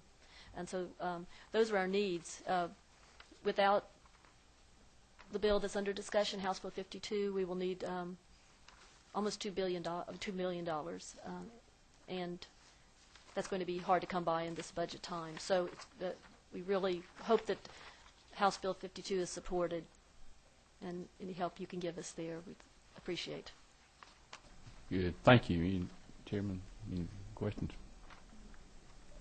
Where is that House Bill 52? Is it already through committee or subcommittee or? It's in subcommittee now, and they're getting the compromise version written up by lead counsel, and hopefully we'll have a subcommittee meeting early next week, so it can move because we have to get it, through committee next week because we're getting close to crossover day. Mm-hmm. Yeah, next day is 28th day, isn't it? Yeah, I think so. We really need to move on that, and that's why we're happy that we were able to get AGL, Georgia Power, AT&T, the big companies, with some language that they can agree to. It doesn't give us what we wanted originally, and if everyone's a bit unhappy, it's probably a pretty good compromise. You're probably right. Thank you very much. We appreciate you being with Anything us today. you need, just let us know. Okay, next we're going to hear from Soil and Water.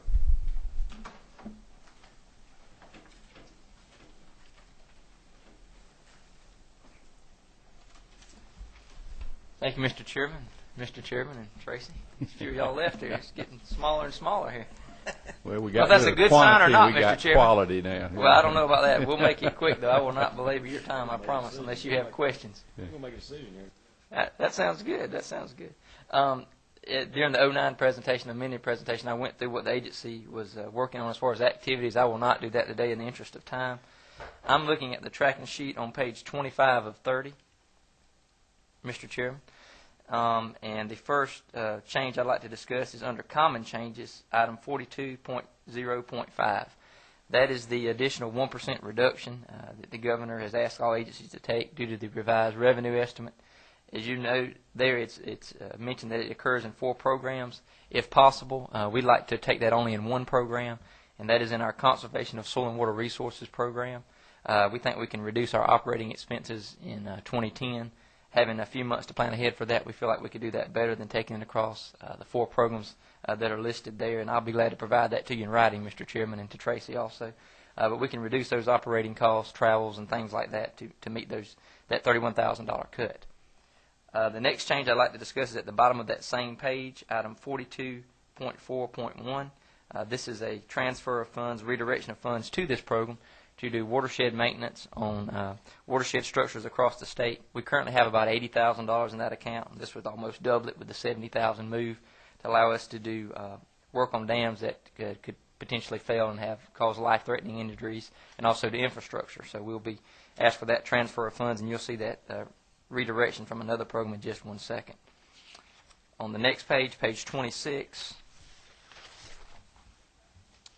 item 42.5.1, that's the transfer of money from this program over to the watershed program that I just mentioned. The item below that, item .2, is a reduction in personal services of $20,000. That's a reduction based on the fact that we will take and also a reduction in our contract funds of $271,000.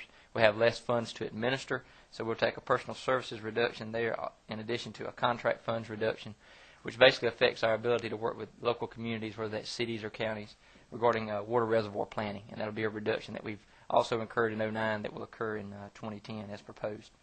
The last thing I'll mention is in regards to the bonds package. On the bonds package on page 7 of 8, let's see, it'd be the 6th item down on page 7 of 8. The governor has put in a request in his budget request for $3 million for our agency to receive bond funding to rehabilitate watershed structures across the state. This money would allow us to work on 3 existing structures that need to be modified. These are Category 1 structures as classified by EPD, which means if they do fail, there will be a loss of life in addition to infrastructure and things of that nature. We've already got some things already in the pipeline. We can put this down to work real quick. Several agencies have talked about the stimulus funds that would be available from the federal government. We're competing for some of those funds, and if we're able to continue with this $3 million in bonds, we could leverage that to get about $5 million in federal funds, and we could double the amount of work we could do. Instead of working only on 3 structures, we could work on 6 structures. We were in Washington last week and continue to work real hard to get those funds, but we're competing against all the other states in the nation for those funds, and as you might imagine, the competition is steep, but we're on the list, and we hope that we'll be successful in that. But those are the major items, Mr. Chairman and members of the committee. If you have any questions, I'd be glad to answer them. Thank you. If you will, be sure and get that to Tracy. Yes, sir. Too, so we'll have that as we start working on that, Ms. Yes, sir. Smith. And maybe, too, those programs, those 3 dams that we can cover now, and if we draw down more money, list those and what part of the state they're in. And okay. I can give you an update in where they're at in the counties and things of that nature. Be glad to do that. Be good. Okay. Thank you very much. Thank you. Yes, sir. Okay, let's see here. Community Affairs.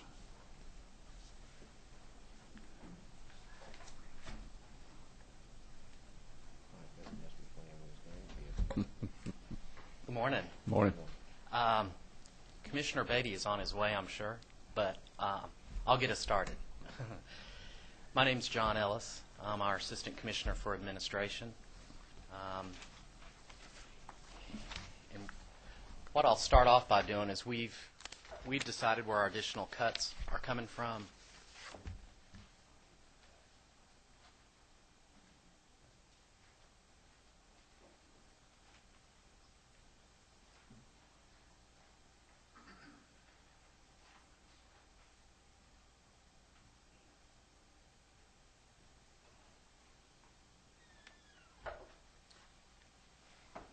And I'll talk about those first, if y'all would like. Where we'd like to take those cuts are $47,511 from our administration program. We actually have an opportunity with someone who's recently retired to shift some funding around, so that allows us to save those dollars there. In the Rural Development Council, close to $90,000 there. Again, we've had some personnel shifts that allow us to take advantage of a vacancy. In coordinated planning, we're going to take some agency funds that we have and supplant state funds in our coordinated planning area to save $59,000 there. And then in downtown development, we're moving somebody who's fully state funded to another position, and we don't have plans to fill that particular position, and that's how we're getting to our $256,918.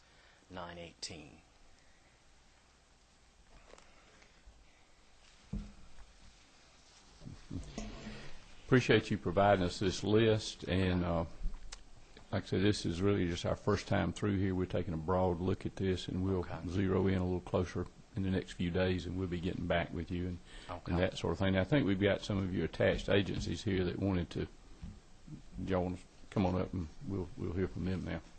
Thank you. Thank you.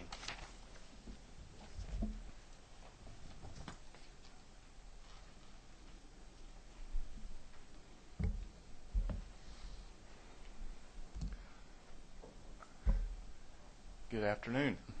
My name is Phil Foyle with Georgia Environmental Facilities Authority, so I appreciate this opportunity to be with you all today. We are looking at a couple areas. Our energy program, there was in House Bill 118, there's been some cut activity going on in there. We would like to hold that as much as we could through FY10. At current level, we did recommend almost $250,000 cut in the governor's budget to that program. I can talk a little bit about what that program does if you'd like and answer any questions on it. One of the things that we may be getting, well, we will be getting some stimulus dollars related to energy in the state energy program. All the states around the country will be getting some dollars. What we don't know yet is the Department of Energy and what their guidelines are going to be to us on what we can use that money for, what kind of support we can offer to those grant and loan programs that may be forthcoming. Again, they have not come forth with guidelines yet, and we're hoping to hear that very soon. In the area of land conservation, there's $5 million in the budget for FY10, and we recognize that given the times that we have here, y'all may need to look at taking some of that, and we understand that. Those are currently in the budget for local type conservation programs. So, if there has to be an additional percentage, we'd ask you to look in the land conservation area. That would be our preference. That's the main two areas I would talk about. If you got any specifics, I'll be happy to answer that, related to stimulus or otherwise. Okay. If you would, talk just a little bit, Phil, about the stimulus package, what you think may be coming, like the energy savings, how many houses y'all are doing currently, and Yes, what sir. you may be able to do if some of that money comes in. Be happy to. In one of the areas that we know more detail about, because it's an existing program already, is the Department of Energy's weatherization program.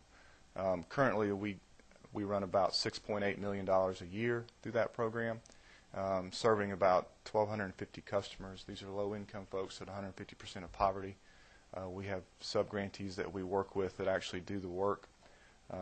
Department of Energy and through the ARRA is going to be sending, going up from $6.8 million to about $130 million. That's dedicated strictly for improving weatherization in low-income folks' home. There is a couple changes to that, and that is that you can serve up to 200% of the poverty level in the areas, and also the amount you can spend on the home is going to go up. But we're estimating that we'll be able to go from serving about 1,250 customers a year to about 15,000 with these dollars.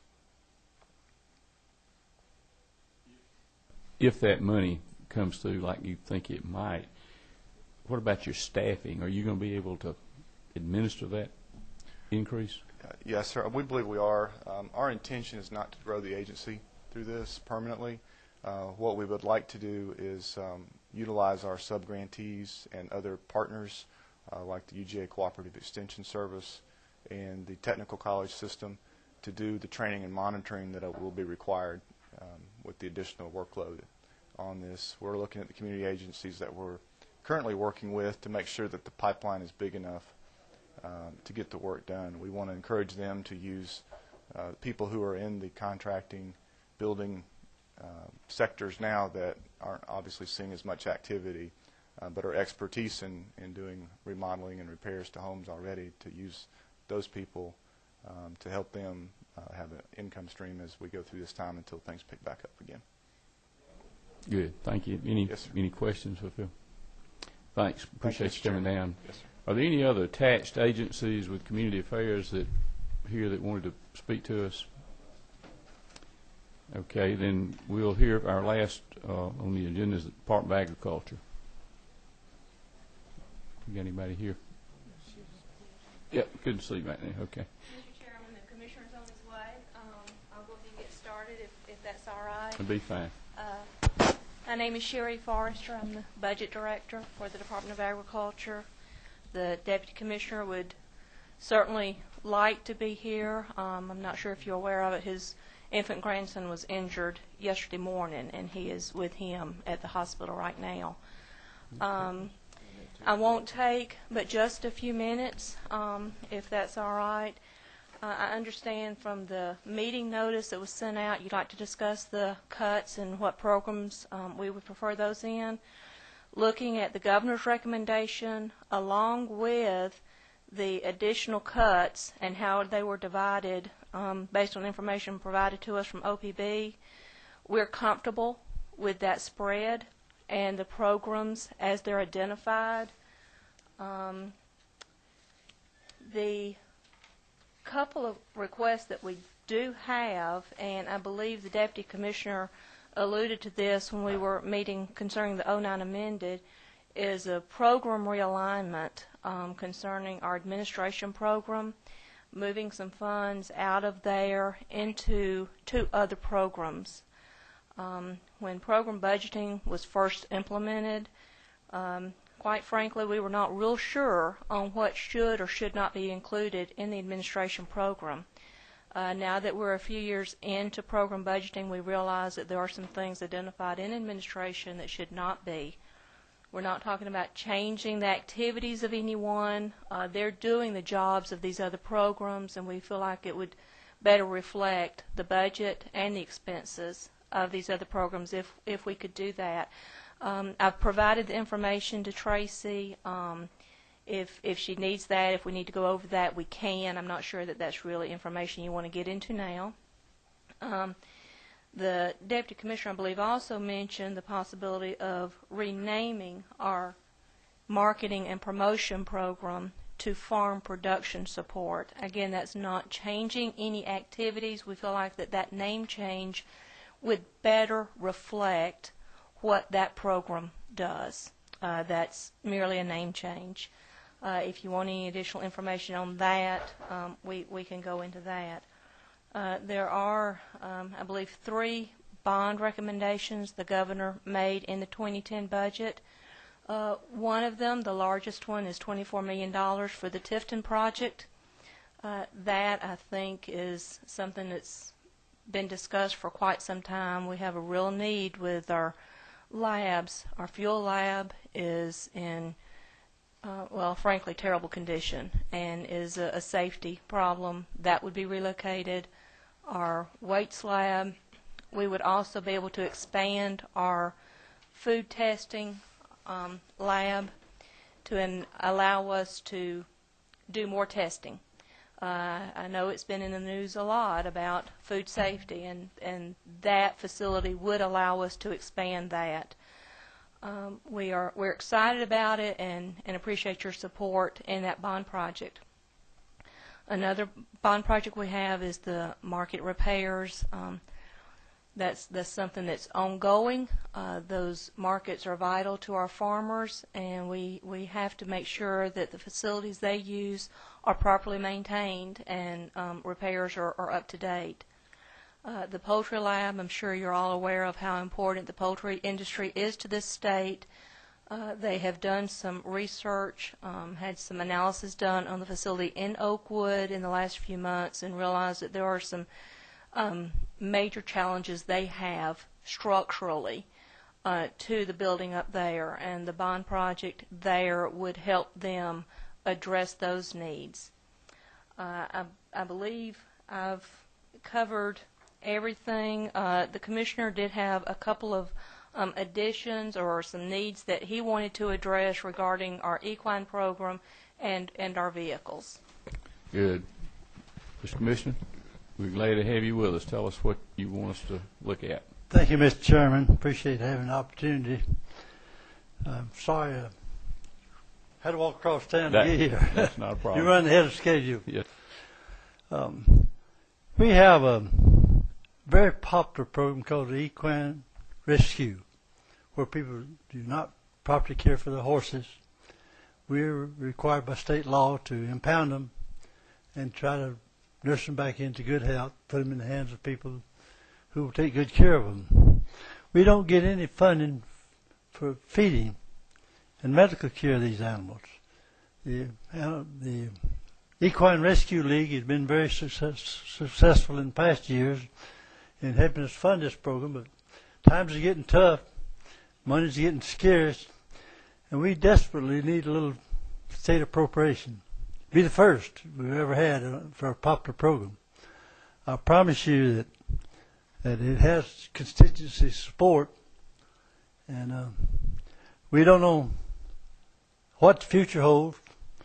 We don't want to close the program down because that would mean that people, some areas of the state might just turn these animals loose, and we need that help.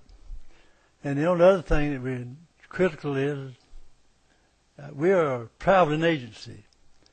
Our employees, if they do their job well, they have territories they have to serve, and we don't have any automobiles in our budget for next year. We're one of the few agencies that don't get some built into what we call continuation, and anything you can do there would be much appreciated. I do want to thank you for what you did to help us in our supplemental.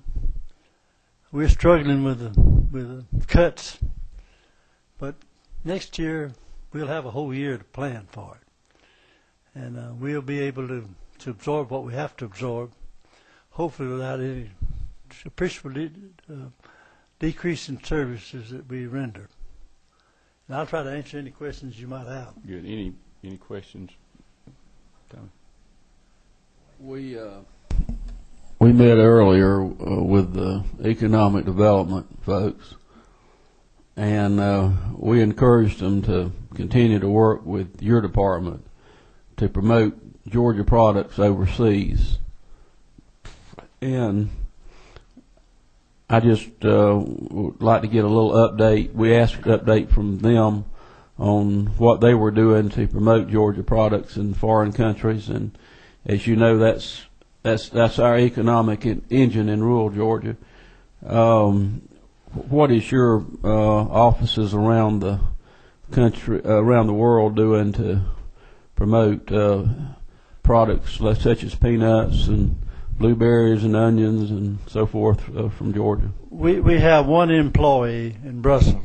We've had this employee for several years. They attend all the trade shows and all over the European community, all the way to Moscow and St. Petersburg. And we think they've done a wonderful job in making people aware of what we have to purchase. And we're very proud of that. And some of you may be knowing we've taken some federal funds and try to kick off a similar facility in China. That's a huge market for us in the future. And former Speaker Coleman is heading that program up for the department. And right now we have a part-time person that's funded basically with federal funds to open that market up for us. We think it has great potential.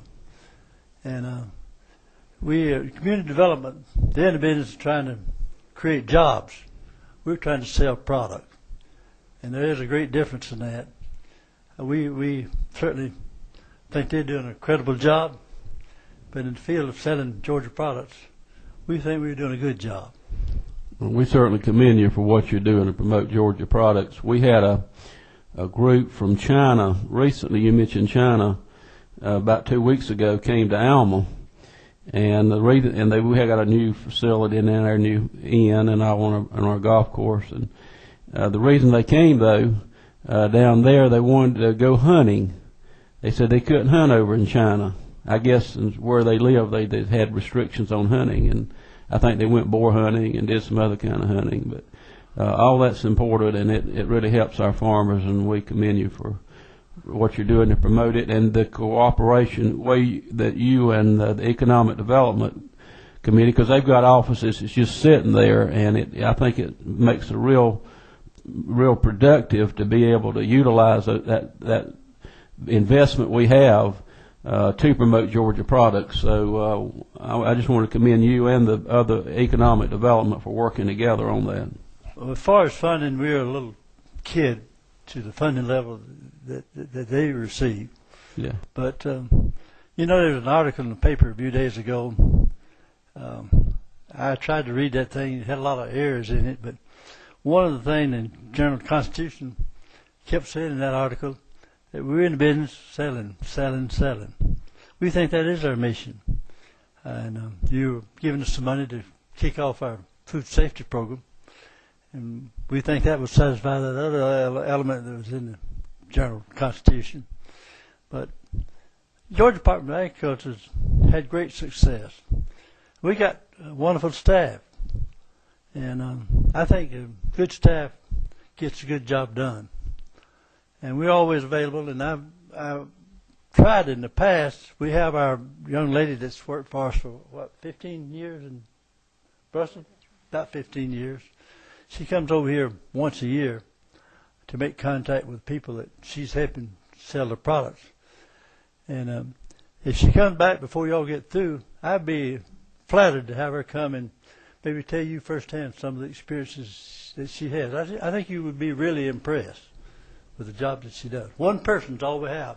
We do have an intern. We work with the University of Georgia to help in the summer months. Well, if she is here, we'd be happy to have her come and visit with us. Commissioner, I want to commend you for you and your department, what you all did with this food safety issue that we had. I know that it was important not only here in this state but all over this country, and I think the members of the House recognized that and tried to do something in the budget to, even though it was small, to show that we were interested in that, because that's something we just have to make sure our food supply is safe, and so we want to try to give you what you need to do that. And along the other line, what you said earlier about trying to export Georgia products through our Georgia ports that we talked about, and increase sales of products that are grown here in Georgia, we think that's important too. So we're interested in that and trying to help in. And as you know, these are tough economic times right now, and we were able to do a little. We'd like to do more, but we'll just have to work the best we can. But thank you for what you're doing over there with that. You are very helpful to us, and we're indebted to you.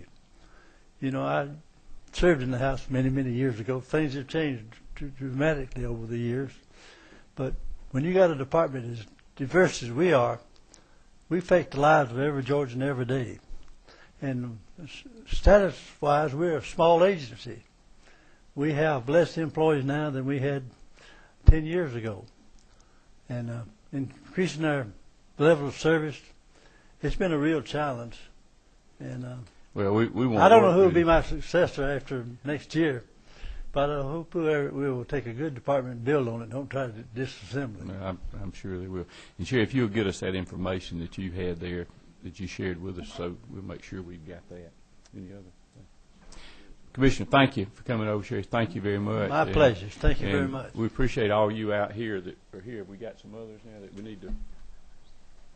Yep. See Bill Miller back. I talked with Bill yesterday, and I don't think you got anything for us, Bill. Is there anybody else, though, that y'all have all sat here and through all this? If you want to say something, we want to hear from you. If not, you're standing between us and lunch. But thank you all for coming, and we'll be talking to you. Mr. Commissioner, thank you very much.